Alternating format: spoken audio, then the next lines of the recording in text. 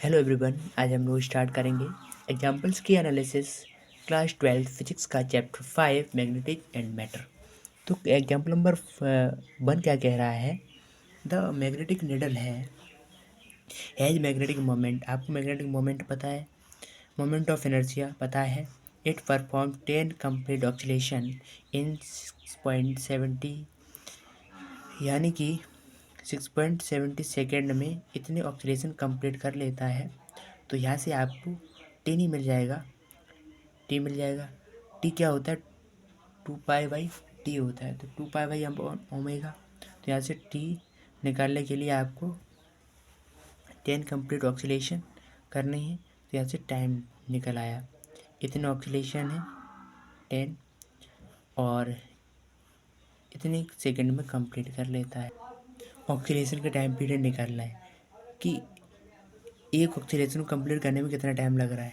इतने oscillation complete करने के कितना टाइम लग रहा है, तो एक कंप्लीट ऑक्सीलेशन करने के लिए इतना टाइम लगेगा। एक कंप्लीट ऑक्सीलेशन उसका हो गया, यहाँ से टाइम निकाल लिया। ये आपको यहाँ से निकाल देना है, ठीक है। आप जानते हो ये करोगे टॉर्क साइन थीटा से यहाँ पे आता है, ठीक है। और ये फॉर्म बन जाती है, तो यहाँ से जो एम बी आई है वो पी ओमेगा स्क्वायर की इक्वल हो जाता है। और ओमेगा आप जानते क्या होता है? 2 पाई बाई टी। तो जब रखोगे सारी वैल्यू आपको ये मिल जाएगी, वैल्यू सब रखोगे तो आपको बी मिल जाएगा, ठीक है। क्वेश्चन नंबर 2 ये कह रहा है a short war magnet placed with its axis at 30 degree with an external field of 800 Gauss experience torque कितना। आपको पता what is the magnetic moment? Simple है यार, मैग्नेटिक मोमेंट निकालना है, एम निकालना है, ठीक है। What is the work done in moving it from its most stable to most unstable position. Stable position पर आपको पोटेंशियल एनर्जी निकाल लेना है, अनस्टेबल पोजीशन पर पोटेंशियल एनर्जी निकाल लेनी है। मतलब एम और बी का डॉट प्रोडक्ट कर देना है, दोनों की फाइनल माइनस इनिशियल कर देना है, पोटेंशियल एनर्जी का वर्क डन निकल आएगा। क्वेश्चन नंबर सी कह रहा है the bar magnet is replaced by A solenoid और क्रॉस सेक्शनल एरिया, ठीक है, ठीक है। एक बार मैग्नेट को रिप्लेस कर रहे हैं सोलेनोइड से, कोई बात नहीं, क्रॉस सेक्शन एरिया उसकी ये है और नंबर ऑफ टर्न्स इतने। What the same magnetic moment determine the current flowing through the solenoid. Mu dot N I करेंगे, तो इक्वेशन से एन आई करेंगे तो ये आपका मैग्नेटिक मोमेंट निकलेगा, ठीक है।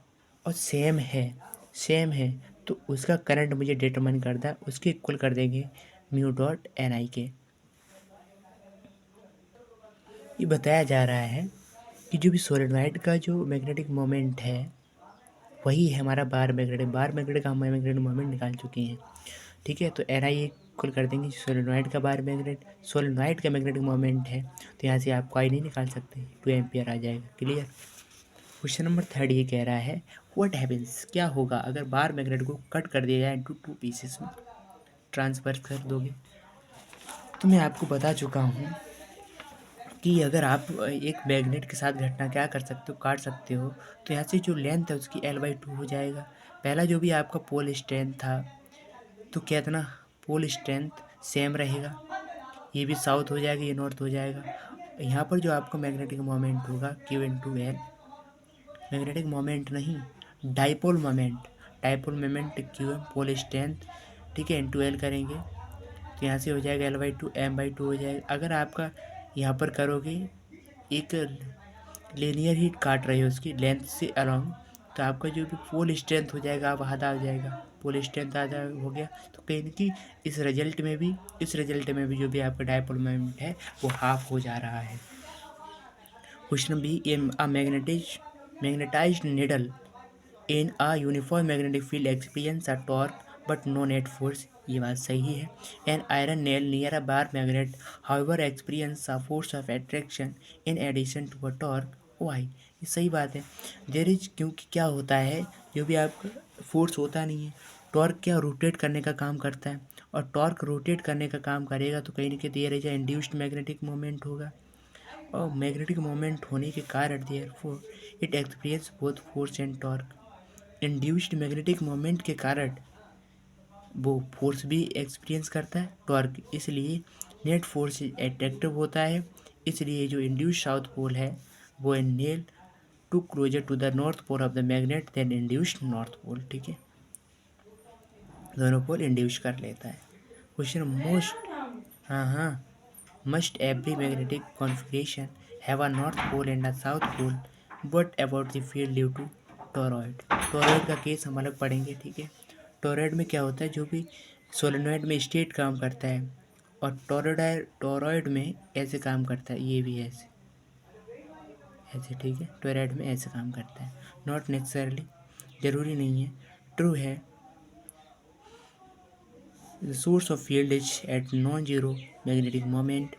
That is not true for a toroid or even for a straight infinite conductor, ठीक है। Two identical looking iron bars A and B, one which definitely known to magnetize, we don't know which one। यानी कि दो आपको given है, अब बताना है कि कौन सी नहीं है। तो कैसे बताओगे यार, यानी कि एक आपको अगर दोनों पता है, तो अगर आप पास लाओगे दोनों रिपल्सिव होगी, इसका मतलब दोनों मैग्नेटाइज हैं, ऐसे पता कर सकते हैं। अगर दोनों पास पास लाई, अगर अट्रैक्टिव हुआ, तो इनकी एक मैग्नेटाइज है, एक नहीं। अब उनमें से है कौन सी नहीं वो देखें। तो पहले क्या काम करेंगे, अगर उनमें से एक लेंगे, और एक लेने के ऊपर lower one of the it's and, तो उसकी कोई एक इंड्स पर लोअर होगा, उस पर क्या कर देंगे, first on one of the ends of other, दूसरे को रख देंगे, then on the middle of B के बीच में रख देंगे। नोटिस करेंगे अगर मिडल बी के अगर ए कोई एक्सपीरियंस नहीं कर रहा है, ए एक्सपीरियंस नहीं कर रहा है, पड़ा हुआ है, तो कह देंगे हम बी मैग्नेटाइड है। अगर बी रखने पर, अगर ए के मिडल पे रखने पर बी को, अगर बी एक्सपीरियंस नहीं कर रहा है, तो कहीं ना कहीं ए मैग्नेटाइज्ड है, ऐसे बता सकते हैं, ठीक है। क्वेश्चन नंबर 4 की बात करती हैं। What is the magnitude of the equatorial and axial field due to bar magnet.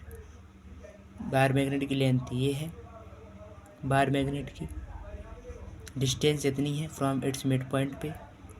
The magnetic moment of bar magnet, magnetic moment bar magnetic आपको पता है। आपको मैग्नेटिक फील्ड निकालना है, तो पाई आर स्क्वायर करेंगे रेडियस एट 50 सेंटीमीटर पे, ठीक है। तो यहाँ से निकल आएगा इक्वेटोरियल का, उसका हाफ कर देंगे, आपको क्या मिल जाएगा, उसका हाफ कर देंगे तो आपको इक्वेटोरियल मिल जाएगा, ठीक है। उसका डबल कर देंगे, इक्वेटोरियल पे मिल जाएगा एक्सियल पे। सोज a small magnetised needle be placed at point O, arrow बताएगा direction of its magnetic moment की। The other arrow show different position of magnetic moment of another identical magnetised needle, ठीक है। ये आपका मैग्नेटिक मोमेंट है, और magnetic moment के direction में ही आपका क्या है, मैग्नेटिक फील्ड है, ठीक है। ये आपको मैग्नेटिक फील्ड हमने अपनी तरफ से बना दिया, ताकि हम उस पॉइंट पर बता पाएँ कि वो इक्विलिब्रियम में या इक्विलिब्रियम पे नहीं है, या स्टेबल है या अनस्टेबल है, कौन सी लोवेस्ट पोटेंशियल एनर्जी है, ठीक है। तो हम बात करेंगे, पहले क्वेश्चन ये कह रहा है कि कौन सा पॉइंट है जहाँ पर इक्विलिब्रियम नहीं है, और इक्विलिब्रियम नहीं होता तो कहीं ना कहीं टॉर्क कुछ ना कुछ होता है। तो इधर बात करेंगे तो इधर 180 हो जाएगा, टॉर्क साइन 180 वैल्यू 0 होती है, तो मतलब यहाँ भी टॉर्क 0 है। मुझे टॉर्क 0 नहीं चाहिए, क्योंकि इक्विलिब्रियम नहीं है। टॉर्क 0 होता तो इक्विलिब्रियम होता है, ठीक है। यहाँ पर आए तो यहाँ भी टॉर्क 0 हो गया, यहाँ पर भी आए यहाँ भी टॉर्क 0 हो गया। इधर से मैग्नेटिक फील्ड इधर आ रही है, एंटी पैरेलल है, तो भी यहाँ टॉर्क 0 है, ये भी नहीं हो सकता। तो क्योंकि हमने देखा इधर इधर मैग्नेटिक फील्ड इधर जा रही है, तो ये परपेंडिकुलर हो रहा है, मतलब यहाँ टॉर्क है, मतलब इक्विलिब्रियम नहीं है इस पॉइंट पर। और इस पॉइंट पर भी π/2 बना रहा है, साइन π/2 की वैल्यू होती है 1, इसका मतलब 1 पे और 2 पे क्या है, इक्विलिब्रियम नहीं है। अब इस पॉइंट पर इक्विलिब्रियम है, अब मुझे देखना कि कौन सा स्टेबल है कौन सा अनस्टेबल है। अब पॉइंट बात करते हैं, अगर स्टेबल होगा तो पैरेलल होगा, यहाँ बात करेंगे तो ये देखो एंटी पैरेलल है, एंटी पैरेलल है तो ये अनस्टेबल हो गया। और यहाँ पर बात करेंगे तो ये स्टेबल हो गया Q3। पहले अनस्टेबल की बात करती हैं, पहले स्टेबल, तो ये वो है नहीं, सेम चाहिए, सेम डायरेक्शन में, थीटा वैल्यू 0 चाहिए, तो ये स्टेबल हो गया। इधर जा रहे हैं तो भी स्टेबल हो गया, अब इधर से आ रहे हैं तो ये अनस्टेबल हो गया। तो Q3 Q6 क्या है, ये स्टेबल इक्विलिब्रियम। अनस्टेबल की एंटी पैरेलल हो, देखो है, इधर से निकल रही इधर आ रहा है, तो ये हो गया हमारा अनस्टेबल, ठीक है। और ये देखो इधर से आ रही है तो ये अनस्टेबल हो गया, ठीक है, थीटा वैल्यू 180 हो गई। अब बात करते हैं which configuration correspond to lowest potential energy. Lowest potential energy का मतलब क्या है, स्टेबल होगा या Q3 होगा, जिसके पास सबसे कम पोटेंशियल एनर्जी है, या इसके पास होगा, ठीक है। अब हम जानते हैं मैग्नेटिक फील्ड कहाँ ज़्यादा है। मैग्नेटिक फील्ड आपका एक्सियल पर ज़्यादा होता है, इक्वेटोरियल पर, एक्सियल पर ज़्यादा होता है। और जहाँ मैग्नेटिक फील्ड ज़्यादा है, जहाँ पर मैग्नेटिक फील्ड ज़्यादा होता है, अब देखो -M भी होता है, ठीक है। और जहाँ पर मैग्नेटिक फील्ड ज़्यादा हुआ तो नेगेटिव वैल्यू और अच्छी होती, बहुत लोवेस्ट एनर्जी हो जाएगी, ठीक है। अब देखो बी डबल हो रहा है, मतलब माइनस में डबल हो रहा है, तो Q6 और लोवेस्ट पोटेंशियल एनर्जी होगा। Q3 का इक्वेटोरियल पे क्या होता है, मैग्नेटिक फील्ड कम होता है, तो मैग्नेटिक फील्ड कम होगा तो मतलब माइनस में छोटी वैल्यू होगी, ठीक है। तो ये यहाँ पर पोटेंशियल एनर्जी ज़्यादा हो जाएगी, यहाँ पर पोटेंशियल एनर्जी कम हो जाएगी, ठीक है। क्वेश्चन नंबर 6 की बात करते हैं। तो इसमें आपको बताना है कि कौन सी मैग्नेटिक फील्ड डायरेक्शन अच्छे से हो रही हैं। तो अगर ये करंट जा रहा है तो मैग्नेटिक फील्ड डायरेक्शन इधर होती, तो ये तो कभी हो नहीं सकता कि यहाँ से ओरिजिनेट हो रही, ना ही क्लोज्ड लूप बना रहा है, ये भी नहीं हो सकता है। क्वेश्चन बी की पार्ट करेंगे, एम्प्टी स्पेस में, तो कभी भी जो भी आपकी मैग्नेटिक फील्ड लाइन होती है नेवर क्रॉस होती, ये क्रॉस कर रहा है इसलिए नहीं है। और टोरॉइड में ऐसे होता है, सही बात है। अगर मैग्नेटिक फील्ड अगर इधर आपका डायरेक्शन है तो कहीं की मैग्नेटिक फील्ड अंदर जा रही है, क्योंकि मैग्नेटिक फील्ड ये डायरेक्शन मैग्नेटिक फील्ड की हो जाएगी, ठीक है। डी की बात करेंगे तो ये अगर आपका सोलेनॉइड है, सोलेनॉइड में क्या होता है, जो भी आपका एंड्स पे होता है वो कहीं की एक कर्व बना रहा होता है, लेकिन यहाँ कर्व नहीं बना रहा है, तो ये मैग्नेटिक फील्ड लाइन ये भी नहीं हो सकती। और क्वेश्चन नंबर ई की बात करते हैं। तो देखो अगर ये सोलेनॉइड है, यहाँ से देखो निकल रही हैं और इधर आ रही हैं, तो ये आपका क्या बन जाएगा, ये आपका साउथ पोल, नहीं ये नॉर्थ पोल, ये साउथ पोल, साउथ से नॉर्थ जा रही हैं और नॉर्थ से निकल कर के साउथ में घुस रही हैं, ठीक है। ये देखो नहीं प्रॉपर, ऐसा तो नहीं कहीं, ऐसे जाएगा तो ऐसे बन कर के आएगा, इधर से जा रही हैं और इधर से निकल रही हैं, ऐसा तो हो ही नहीं सकता। देखो एक इधर जा रही है, इधर से निकल रही है, नहीं, ऐसे प्रॉपर ये बनता है, ये गलत है, ठीक है, बहुत ही गलत। और ये देखो क्या है, अंदर जो मैग्नेटिक फील्ड होता है उसकी डायरेक्शन क्या होता है, साउथ टू नॉर्थ, ये नॉर्थ टू साउथ बता रहा, गलत है, सन साउथ टू नॉर्थ जाएगा, ठीक है। क्वेश्चन नंबर ये भी क्लियर हो गया। 5.7 क्या कह रहा है, मैग्नेटिक फील्ड लाइंस सूज जो मैग्नेटिक डायरेक्शन है वो क्या करती हैं, direction along which a small magnetized needle line due to the magnetic field lines also represent the lines of force नहीं मूविंग चार्ज के लिए बात करेंगे। जो भी आपका मैग्नेटिक फील्ड होता है QBB, यहाँ से QBB करते हैं, जो आप फोर्स होता है वो मैग्नेटिक फील्ड लाइंस के परपेंडिकुलर होता है, तो फोर्स डायरेक्शन मैग्नेटिक फील्ड के डायरेक्शन के अपोजिट होती है। और जो हमारी मैग्नेटिक फील्ड लाइंस होती है वो मैग्नेटिक फील्ड को बताती है, मैग्नेटिक फील्ड फोर्स को नहीं बताएंगे, ठीक है। Magnetic field lines can be entirely confined with the core of toroid but not within a straight solenoid। Clear हो गया, ठीक है। अगर फील्ड लाइंस आपकी entirely होती है between two ends state solenoid का, और फ्लक्स होता है तो cross section at each and would be non zero, but the flux of the magnetic field जो भी है, ठीक है, उस फ्लक्स का any close surface must always be zero for a toroid, क्योंकि वो जितना निकल रहा है उतना आ रहा है, कि इनकी ही बनता जाके आपका गॉज लॉ, ठीक है। क्वेश्चन नंबर सी क्या कह रहा है, if the magnetic monopoles exist करता है तो how would the gauge law of the magnetism be modified. Magnetic monopole कभी एग्जिस्ट करता ही नहीं है, अगर करे तो आपका जो गॉज लॉ है वो कैसे वर्क करेगा। वैसे तो क्लोज सरफेस के लिए ये जीरो होना चाहिए, क्योंकि जितना मैग्नेटिक फील्ड अंदर जा रहा है उतना ही बाहर निकल रहा है। और ये कह रहा है अगर एग्जिस्ट करे, तो जैसे बात करते हैं म्यू डॉट आई होता है, तो यहाँ करंट पोल स्ट्रेंथ हो जाएगा, तो ऐसे एग्जिस्ट कर लेगा। Question number D, does a bar magnet exert a torque on itself due to its own field, does one element of current carrying wire exert a force on another element of same wire। क्या कह रहा है, कोई भी क्या करेगा, no force और ना ही torque element due to field produced by element itself, अपने आप कैसे वो एक इटसेल्फ बना लेगा, but there is a force on an element of same wire for the special case of state wire that is zero होगा। ठीक है, क्वेश्चन नंबर 1 की बात करते हैं। Magnetic field arises due to charge on motion, can a system have magnetic moment even though its net charge is zero. क्योंकि यार magnetic field हो सकता है, क्योंकि मोशन करेगा तो एवरेज चार्ज होता है वो सिस्टम में जीरो एवरेज चार्ज हो सकता है, लेकिन कोई चार्ज अपना एक मैग्नेटिक फील्ड बना रहा होगा पॉजिटिव, कोई नेगेटिव बना रहा होगा। तो mean of the magnetic moment और due to various current loop may not be zero. ठीक है, we will come across such examples in mono connection with paramagnetic material where atoms have net dipole moment through this where net charge is zero हो सकता है। ठीक है, question number 8 की बात करती हैं। The earth magnetic field at the equator, equator बढ़ रहा है तुरंत आपको समझ में आना चाहिए बी इक्वेटोरियल वाला कंसेप्ट लगेगा। क्या होता है इक्वेटोरियल का के एम अपॉन आर क्यूब। ठीक है, तो उस पॉइंट पर आपको मैग्नेटिक फील्ड भी पता है, तो आर रेडियस आपको पता है 6400 किलोमीटर।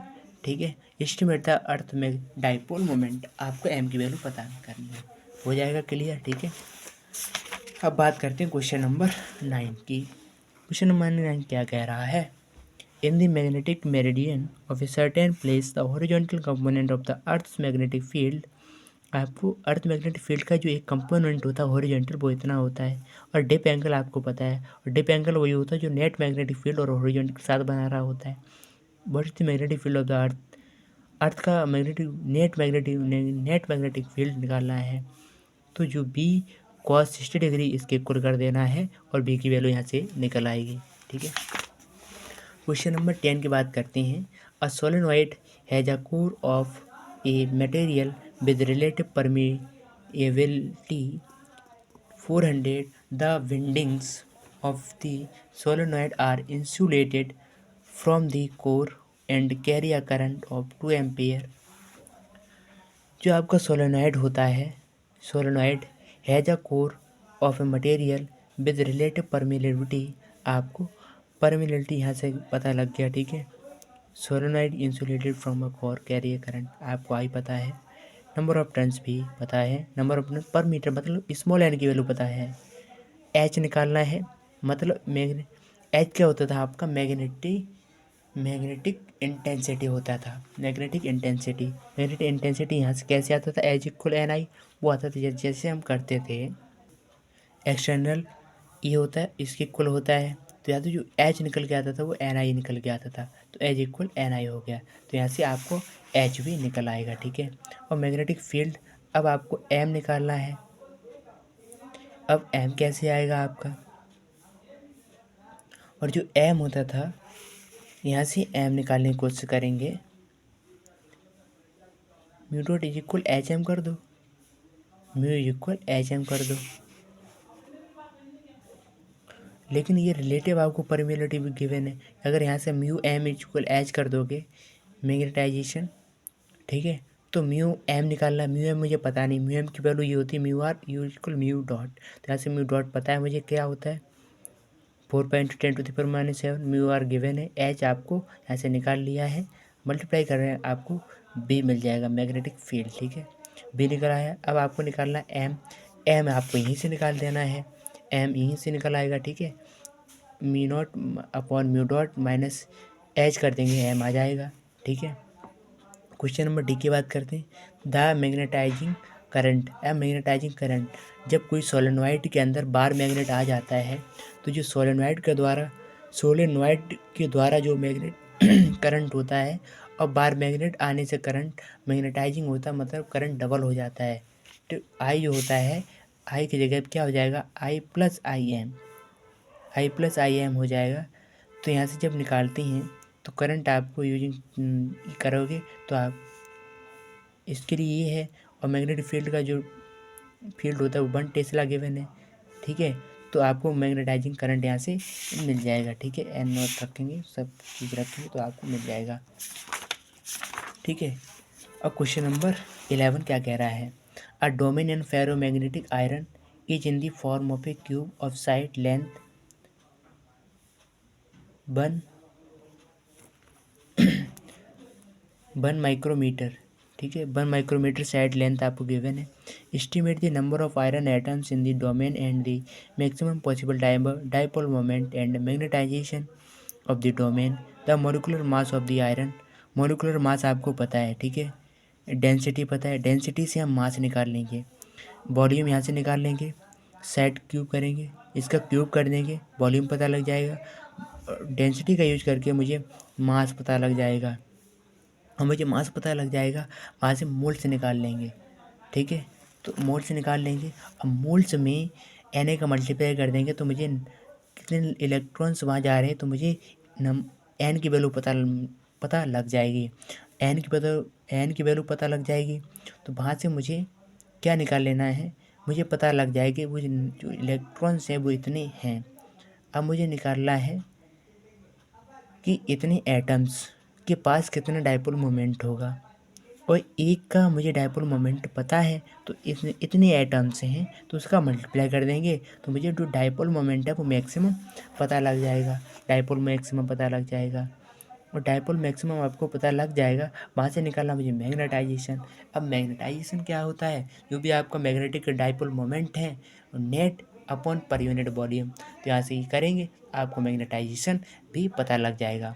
तो ये होते हैं हमारे सारे एग्जाम्पल्स के एनालिसिस। अप्रोच क्या कह रहा, आई होप आपको मज़ा आया होगा। तो thank you very much, all the best for the examination.